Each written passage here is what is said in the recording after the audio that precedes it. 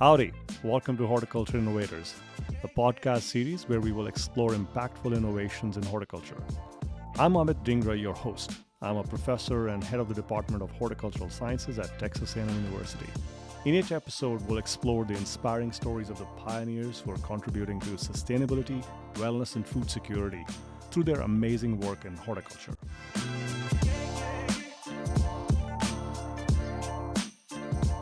Howdy, welcome to another episode of Horticulture Innovators. What if we could grow our favorite fruits and vegetables year-round with scalability and efficiency? What can we achieve with that? Well, to answer this question today, I have as my guest Dr. Krishna Bhattarai. He is an assistant professor in the Department of Horticultural Sciences and a scientist at the Dallas AgriLife Texas A&M University System Center. And today he's going to answer some of these questions because he's working at the forefront of controlled environment production of horticultural crops. Welcome, Krishna. Thank you so much, and thank you for having me here. So controlled environment horticulture, what is it? So controlled environment horticulture is a system of growing horticultural crops and protected systems where you can modify the growing conditions. It can be either at the very high level, like you see in the high-tech greenhouses or vertical farms, or it can be at the very low-tech level, where you are modifying the temperature like by using wet wall in the low-tech greenhouses, or even few degrees of temperature in high tunnel and shade houses, where you are using either 70% aluminate or 30% aluminate. So it can range. It has a wide range of method growing the plants. So do you think indoor farming where people are putting these vertical sort of farms inside like buildings also are part of controlled environment? Yes, actually use of warehouses in urban centers like Houston or Dallas that could be not being used or that were actually built for those production.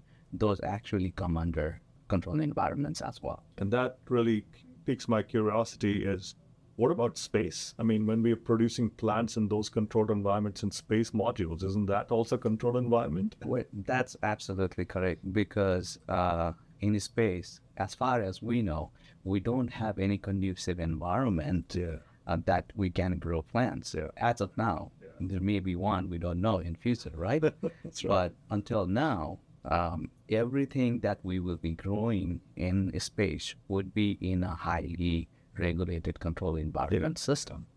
So horticulture is everywhere, isn't it? It is. We are two people who are biased about it, so that's great. So this is really exciting. We're going to talk a lot about controlled environment, but I want to also understand, how did you get involved in controlled environment horticulture and what brought you to do this?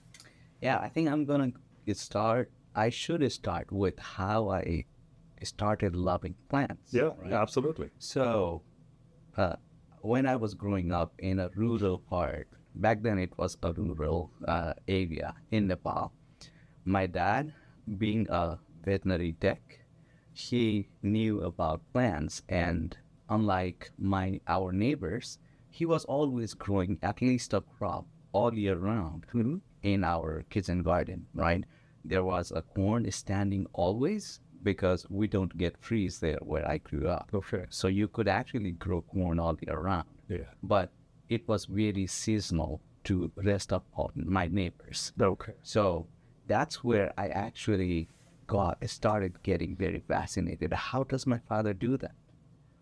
And my interest more got into a precise level when I started my agriculture degree, my undergrad degree in agriculture in Nepal. And I was very lucky that we got an opportunity to visit a national wheat research program where the breeders were actually working on developing Uganda 99 stem rust disease-resistant wheat. They had two wheat lines that were very resistant, that showed the enhanced level of resistance, and they were actually awarded a CEMAT prize later on. So understanding that actually got me really fascinated to it. I came to the U.S. after that and did my master's at North Carolina State University in tomato breeding program, where we made crosses in the greenhouses, but also grew tomatoes out in the field. In my Ph.D., I work with ornamental plants, and as you know, most of the ornamental industry is in some sort of controlled environmental structure, like I mentioned before, shade house, greenhouse, or even vertical farms, right? And that's actually helped me develop this and my interest into agriculture and controlled environment, as if I was being prepared for this. Right? And in my postdoc, at UC Davis, I worked on strawberry genomics. So that's where my expertise on fruits developed. Everybody asks the question, is tomato a fruit or a vegetable? It's botanically a fruit. But the way it is grown, it is produced, it's actually a vegetable. And used, exactly. And you can say that about watermelon as well, because we were working on a proposal on watermelon, and somebody who did not have the background actually mentioned, when I wrote watermelon as a vegetable, they were mentioning all my life I was thinking it as a fruit. I had to explain that although it is a fruit, it is grown out in the field as a row crop. So the production system makes it as a vegetable. Anything with a seed is a fruit, but how you produce it. So this is great. So this is a great sort of segue into my next question. So during this process, you were already seeing the importance of controlled environment, how it's really enabling research and development of new crops. Controlled environment actually has been always used, and we can discuss how it has evolved from the ancient times, right? But what I want to highlight is that beyond this, CEA breeding has actually significantly helped in developing other crops as well. For example, you see rice breeding here in Texas A&M.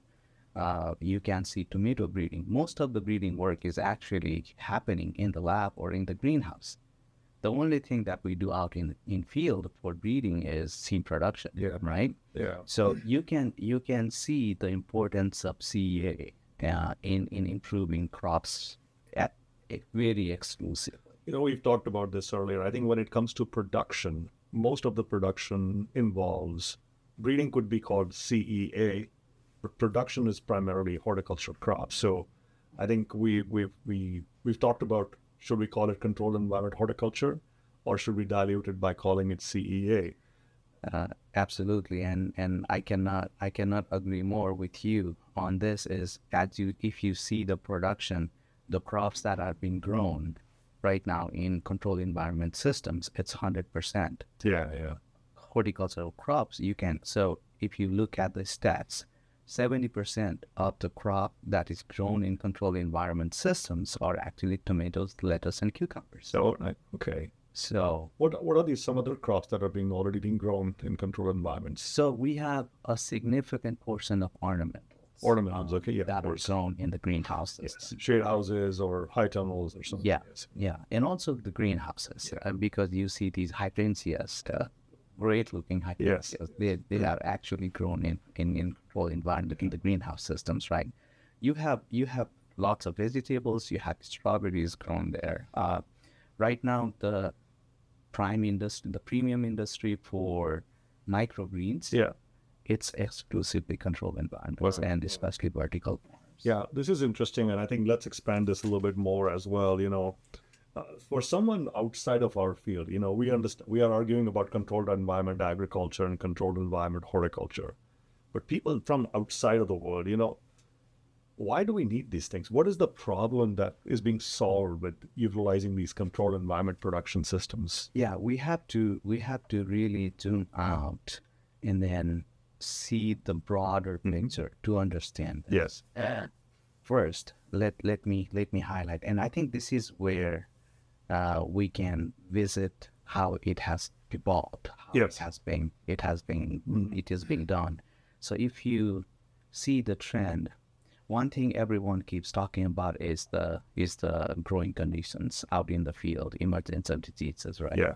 So because of that, we need alternative production system. Now, I have to be very clear on this, that open field production system has always been there, Yes. and it is never going to be completely replaced by controlled environment production system, because if you see, open field production is the cheapest method of growing crops. Yes. But unfortunately, the growing conditions are not as it used to be before. Yes. Yes. That is the main driving force. Yes. But also the trend, the anthropogenic factors you see in the ancient times, when the population density was increasing in the urban areas, you felt the society felt the need for growing crops locally, and it existed in the past, and it is now being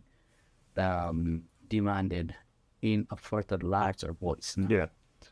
So being in the present context, being able to grow crops in the urban centers is also very important. Yeah. You don't, as you see now, 90% of the lettuce is being produced in open field in California or in my valley in Arizona, right? But having the lettuce growers, controlling environment lettuce growers here in Texas has significantly reduced the transportation food mileage. Yeah. Now, that helps us in environmental sustainability, economic sustainability, and also be able to make Texas or local regions food independent on the food reliance, right? So those are the need why we need to produce locally. Yeah. It also comes with the freshness, because we have commercial CEA lettuce growers in Dallas or Houston who can actually deliver the lettuce plants within 24 hours in the shelves of Walmart and Whole Foods. Now, imagine how much freshness that would deliver. Yes. We're talking just about lettuce, but think about other food crops like tomatoes.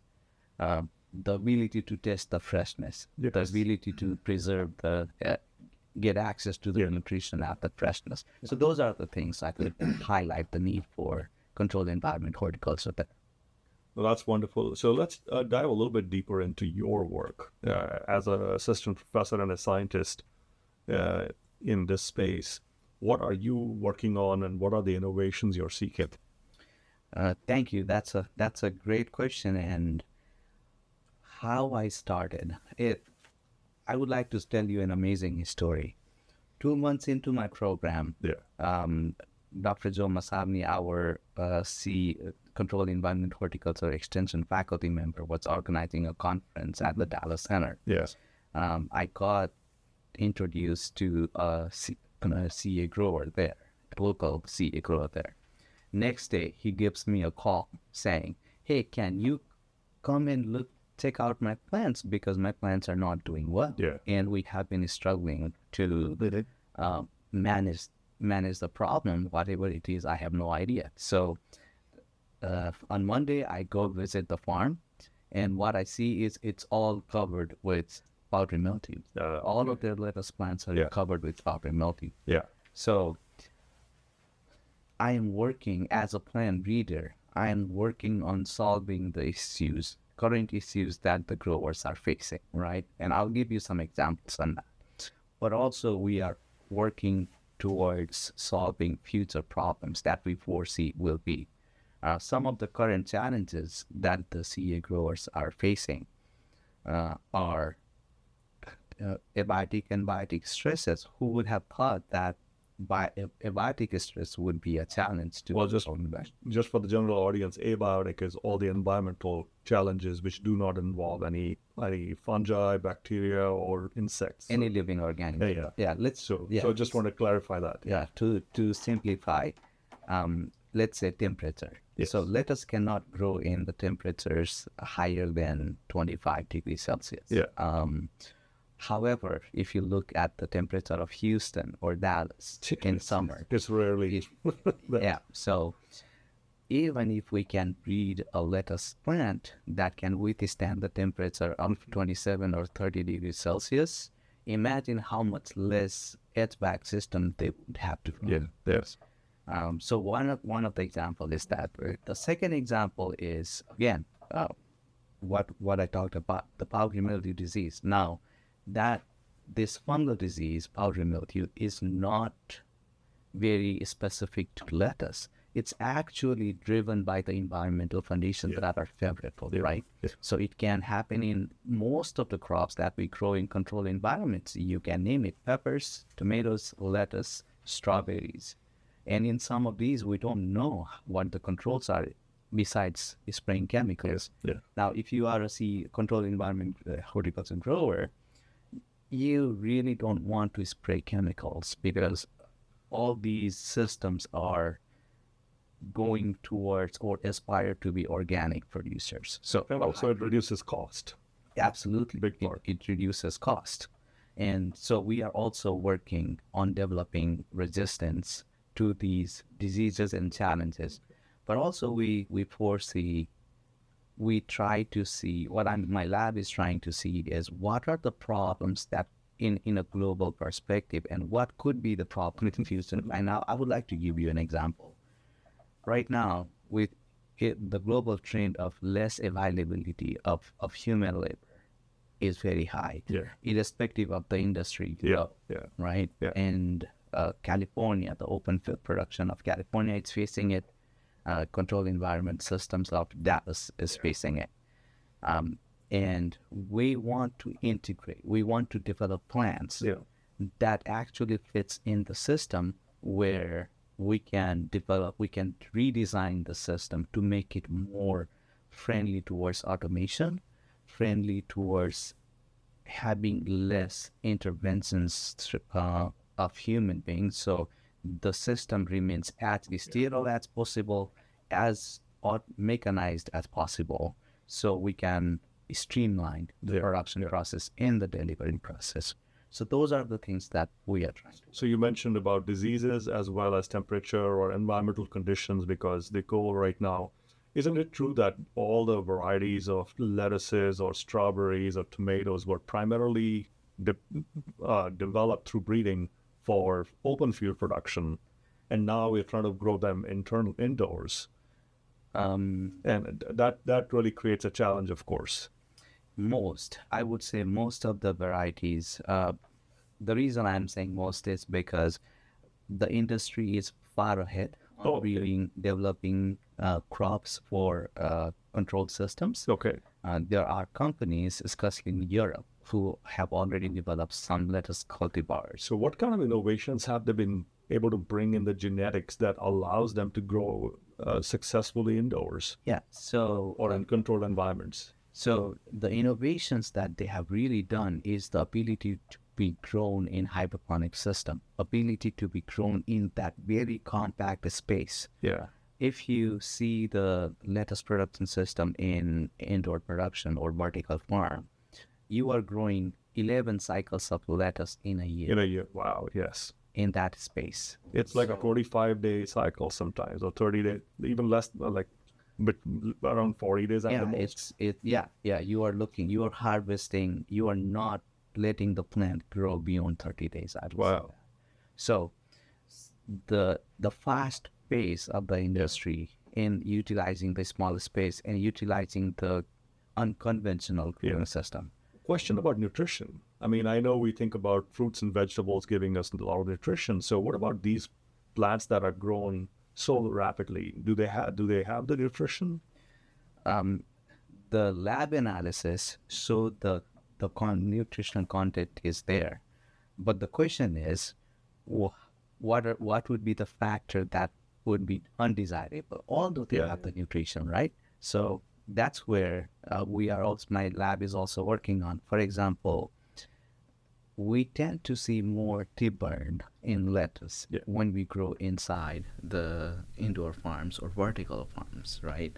So that's where we are actually working on. We are trying to select against step burn Yeah. or develop, make crosses and bring those genetics that help those plants thrive in there. But nutritionally, you don't see any differences. There is another aspect associated is a lot of research has been done on post harvest of these Yes. fruits and vegetables that are grown. Yeah. But we have to also bring in the equation that these are in the cells within 24 hours. Yeah. So where post harvest or shelf life is a question for open field, that factor does not make at the priority level for controlled environment crops as it does for open field production. So this is really a good time to start thinking about, what new innovations as this controlled environment production piece starts going. So let's say you've developed the disease-resistant cultivars. You've developed something that can have a rapid growth cycle as well. What type of innovations do you think will really make it practical, scalable, and economical? Because we keep hearing about all these controlled environment companies who do indoor farming or greenhouse production. App Harvest, for example, was one, or the companies, Aerofarms, etc. I mean, what's the reason that they were, rather than scaling and becoming global, they had to shrink? Yeah, so actually there was a recent report where they highlighted a point which I really liked. Before, when control environment actually was really taking progress, expanding, it was driven by more capital investments and less of a return of investment equation. But with all these shrinkage, what we are really seeing is economics and return of investment is actually driving the industry now, which I am really happy about. One of the reason is because now we have more plant production input going into the production system. As you can see, before capital ventures and all these companies that did not have a lot of experience on growing crops were investing. However, the plant aspect was not at that level where it was being addressed. Yeah. But when the return of investment started coming into the equation, into the scenario, now everyone started asking that question. We have been investing in this for 10 years now, 5 years now, 3 years now, but we are not able to make any profit. So where do we go from here? Unfortunately, some of the companies that didn't have the answer of that question either had to close or are shrinking. But there are growers who were able to answer that, and those growers are actually thriving in the industry, trying to, or at least trying to thrive and make the profit and make it economically sustainable. Because after all, this is all done for economics, for the return for a grower, for the economic return for the company as well. So those are the things that helped the industry or key players. For example, I can give you an example. We have a vertical farm company called OIC, and they have tomato, they have strawberries that they have developed, and they are actually expanding. We have 80 acres farm that is actually expanding by also bringing other small farms together. But unfortunately, we also have some farms that were closed, like you mentioned. Well, I think talking about this, I want to touch back on another topic about health, and I wanted to kind of acknowledge the work being done by our colleagues, where collaboration between Dr. Xiuyang Zhan, who is an assistant professor for controlled environment production of horticulture crops, and Dr. Bhimu Patil, who's the director of the Vegetable Fruit Improvement Center. They noticed that by changing light conditions during the production cycle, you can actually help make the plants accumulate healthful compounds, human health as well. So that is an exciting aspect which goes beyond what is being grown in a regular cycle. So within a 40-day cycle, changing light conditions can impact health nutrient, because as you know, our department's mission is, the call to action is around sustainability, wellness, and food security. I think you've touched upon all three aspects. Of course, sustainability for us is economic viability, first of all, and there's the environmental piece. There's the very important piece of students. I'll come to that in a second.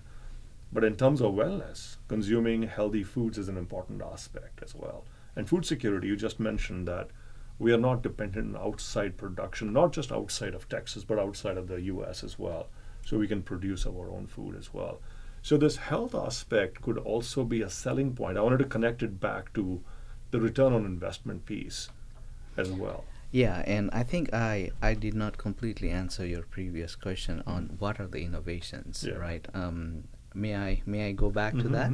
Okay, so another aspect is that diversity of crops. Like you mentioned a little before, that what you were wondering, what are other crops that are being grown Yes, in controlled exactly. environment? Unfortunately, I don't have a whole list of the diverse crops to give you an answer, because we don't. We are just limited to horticultural crops, and Yeah. maybe only a few. And one aspect that my program is also working on is towards developing varieties or improving crops that can actually fit in those systems.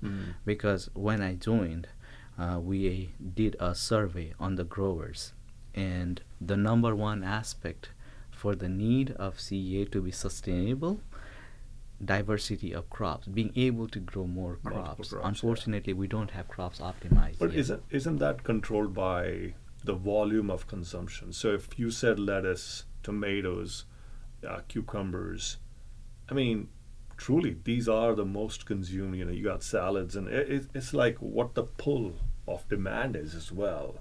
As of course, you need to. If you grew so much of, let's say, strawberries, maybe people can still consume because they're good.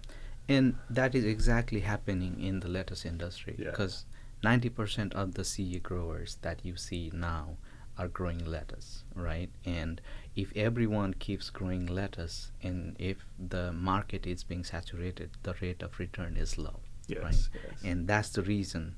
Unfortunately, we don't have any highly compact tomato variety that can produce high quality, high premium quality fruits. Right now, you can test all the dwarf cultivars that have been developed. The Brix values or the yield is not there yet. Yeah, So the flavor is not there because the sugars are not there. You said Brix value. I just want to total soluble Yeah, total solids, exactly. solids, Thank yeah, you. So it is not where we want it as Yeah. compared to the open field Yeah, tomatoes, yeah. right? And that is where my lab is working on. I'm actually working on the nutritional quality of those that you mentioned, Yeah, to enhance those. And what that relates to is high premium, Yeah. right? Like you mentioned, if we can leverage, if we can harness that phenotypic plasticity, yeah, the ability to use growing conditions to enhance those traits, yeah, which would not be expressed in Yeah. open field. That is called phenotypic plasticity. If we can harness that through CEA system modifications, we would be able, our growers would be able to gain high premium Yeah. from that. And that is where the importance of controlled environment production even in further increases.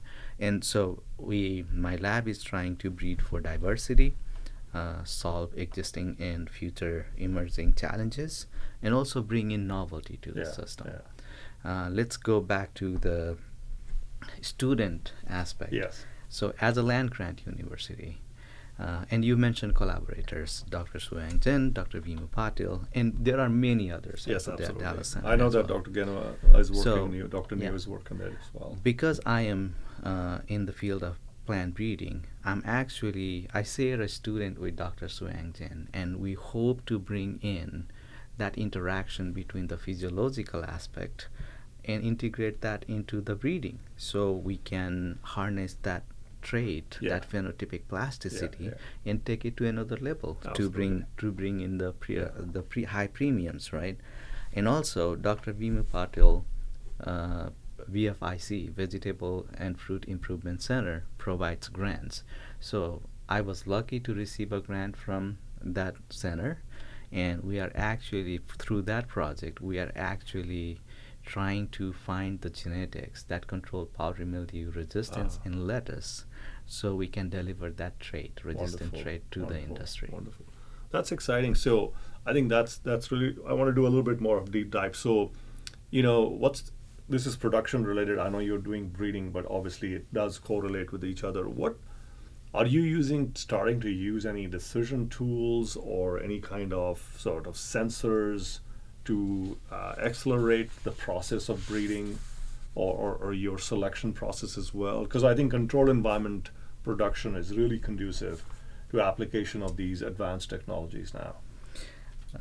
Absolutely. So one thing I would like to highlight, and that is where I think controlled environment system can be really ahead in the game, is because we have the opportunity, our system has the opportunity to integrate these newly emerging techniques. Either you can name it technology like AI, technology like sensors, technology, also genomic technologies. You can easily mount a camera or a sensor in a greenhouse system as compared to open field, right? And also the ability to control the conditions and gain very precise and accurate information, that really helps us to do our work. So I'm also integrating that. We are integrating on the genomics and phenomics side. We are integrating metabolomics studies. We are integrating genomics. On the technology side, we are using FarmBot. One of my students is currently developing a modified version of FarmBot with open access softwares, so that we can use that to phenotype the crops. So if the FarmBot has a camera that it can go and take pictures automatically? Or? Yeah, it's a, we should not say FarmBot because it has the copyright. Okay. So automated platform, basically for us what that means is it's a platform where you can mount either a camera or a sensor on the top. For example, I'm going to be very visually explaining this. Please, yes. So we have lettuce plants. So this machine actually is a rectangular shape. It is that way. It has wheels mounted, and it goes on a platform, or if it is on rails or just regular wheels. And on the top, you can actually mount either sensor or camera. So you can pass it along the way, just like a boom that is sprays water or fertilizer, right? So you are taking data from a specific height in the time or interest, so you can understand the development of plants in a spatial and temporal format. So we are using that to understand the plants and to integrate the growing environmental conditions to leverage. So there is, again, growers can get high return. Yeah. Well, this could also be helpful in scouting, right? In a production system where one person is not going and checking, because the camera can have different types of modes where you can really select for detecting disease or detecting any kind of disorder pretty quickly. Yeah, and that is more on the production side, and that is already being done. Oh, okay. It is being done at a smaller scale, but the industry already has the scope how far it can expand to. For example, you can insert a soil sensor in a plant or in a deep bucket, right? So if there is anything off, if there is low fertilizer in that, the sensor could give an alarm. So a robot can go and pick up or remove that plant or remove that bucket. So you prevent the infection, you prevent any physiological disorder in happening. Let me give you an example. Let's say you are growing strawberry plants in a vertical format. Imagine it is a 10 stairs. There are 10 stairs of strawberry stacked. Now, it may not be possible for a human eye to climb and see everything and check every day, but when you have a camera or a sensor, it can pick up if there is a thrips. Yeah. I'm giving an example of thrips because it is highly likely that Yeah. greenhouse conditions may have it. So if there is a thrip infestation, they can actually scout the plant and remove that Remove the plant, plant as once well, yeah. once the symptom is observed. There was a company in Dallas that was actually modeling lettuce, trying to forecast if the tip burn, if they can predict tip burn 1 week Yeah. or a specific time before the harvest, before it sows actually in the plant. So the idea was to study the signatures, what changes before it actually starts showing up. What that does to a grower is, and I'm talking this in the production perspective, Yes. what that does to a grower is, if the tip burn signatures are showing up 7 days before the harvest, they can actually be harvested today and send it to the market. Now, because you are selling this within a few days, actually that symptom may never appear. Yeah. Yeah. And That's with that, fascinating. growers don't even lose their crop. Yes. And there is no harm Yeah, in exactly, consuming. exactly. Oh, this is really great. If one question that this is an upcoming field, of course, and for our Texas, the horticulture sector is $80 billion. We talked about ornamentals, 40 billion. We got wine, 24 billion. Fruits and vegetables, just like 12 billion. You got pecans, 2 billion. One area, the controlled environment horticulture area, do we know what's the value of that industry within the state of Texas or the United States? That's a great question. And we have to rely on some sources and for these kind of statistics, right? If I can give you some stats that we have known. I have been very actively working on in understanding this, and I have to be honest about this. It's not easy. It has not been an easy process. So we still rely on the information that is available on the web that we can gather. So in 2019, the economic value of produced goods in CEA was 626 million. Oh wow, okay. But Oh, United States? Yes. Okay. But I have a positive figure, and you can see that in 2025, the total economic contribution of CEA is actually 7 billion. Okay. It's valued at 7 Yeah, billion. yeah. So although, yeah, it's unfortunate that we are seeing some growers shrinking or even shutting the door, Yeah. the players that have been in the market are actually expanding and they are doing well. Yeah. That's what is driving the industry. Yeah. Well, this is an area of growth. Sorry for the pun, but it is the area of growth and it is growing rapidly as well. So, in the next 10 decades, like 2026, let's say 2036, will most of our fruit and vegetable will be produced in controlled environments and available to us all year round? I would not say most, but we will be, the way we have been developing the technology, we will be growing crops. I foresee the way we are Yeah. making progress Yeah. in this field Yeah. is that we will see a significant amount of growth Yeah. in growing crops in CEA platforms. Now, the mistakes that was being done 5 years ago is not there anymore. The industry has learned about it, and we have found solutions. You can take an example of the Phytophthora infestation that caused a farm to close, right? Now, that is not happening anymore because when I talk with engineers, we have learned to install the check valves at multiple locations so each independent unit can be closed. Yeah. So we are trying to do those interventions. From the plant side, I am trying to integrate more crops, introduce more crops into the system. So we are rapidly expanding Yeah. on that front. Yeah. So I hope I look forward to having that industry that actually will be critical in making each local regions Yeah. self-reliant, self-sufficient on these fruits. Yeah. I'm very hopeful about it. Excellent, excellent. You mentioned students earlier. Right now, we are also trying to train the next generation of leaders who can come into this area. And we are also trying to hire additional faculty in the areas of artificial intelligence, robotics. And so you talked about graduate students earlier, but undergraduate students are critical. And we just have been approved to offer a certificate in controlled environment horticultural crop production. And actually, Dr. Shuyang Zhen is leading that. The question I have for you is, what's your message to students who don't know what they're doing, what they want to do? Everybody wants to go to the 3-4 major, professions.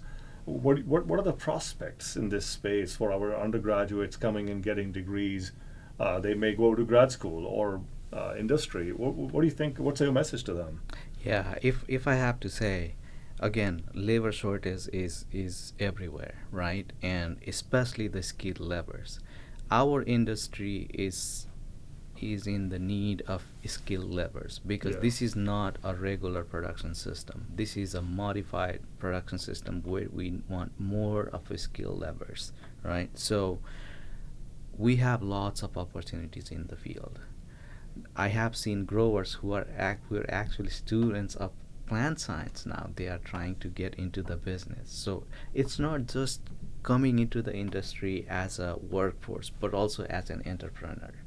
Yeah. And the message that I want to give to the students is that if you don't know at the undergraduate level, if you have no clarity right now, if you are exploring, I would say to explore more and do some due diligence in searching what works for you.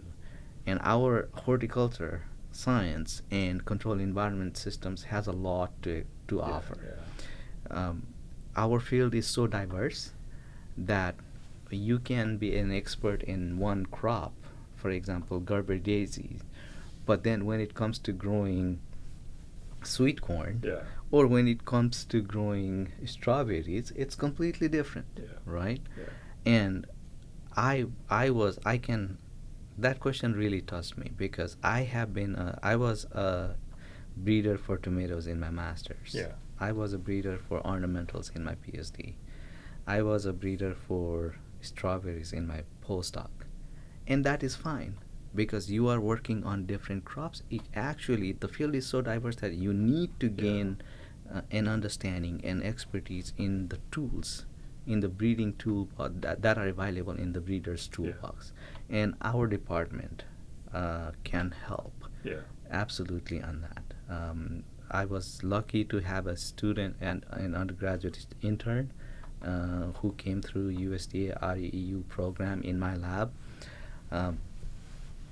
I was very impressed with the quality of work that he delivered on improving the germination in triploid watermelon. Yeah. Wow. And that is what we can help to inspire or to instigate the interest further. And they can decide, and there is still time that they can decide. After learning all those, our department, Texas A&M system, can actually provide an avenue for them to help make decisions. And that is what our role should be. We give them opportunities, we give them hands-on experience, and also we show them the path, right? For example, I know the department has been very actively involved in finding internships for students, bringing in the industry into the department, organizing seminars, giving these opportunities to the students to explore. And I think we should continue these activities so students can explore further and then make their decisions. One message that I was always told is, although you are working on strawberries now, you don't know what you'll be working on in future. I'm working on spinach right now, which I had no experience until I joined this position. So I'm also learning this. At the same time, I'm doing it. Well, that's why we are still in school. Lifelong learning. It's a lifelong learning process. Well, this is fascinating. What I can sense is the passion for plant that you picked up growing up in a rural area back then, back in Nepal. So it's been a good sort of journey, and it may not have been linear, but you arrived where you needed to be. So wonderful. I have a saying about plants, like just like plants, we get planted where we are needed, and I guess so we really need these type of innovations in controlled environment production. Thank you very much for your time, and good luck to you. Thanks, and Diego. Thank you so much for having me, and I really appreciate this opportunity. And Wonderful, it was nice talking with you. Yes, likewise.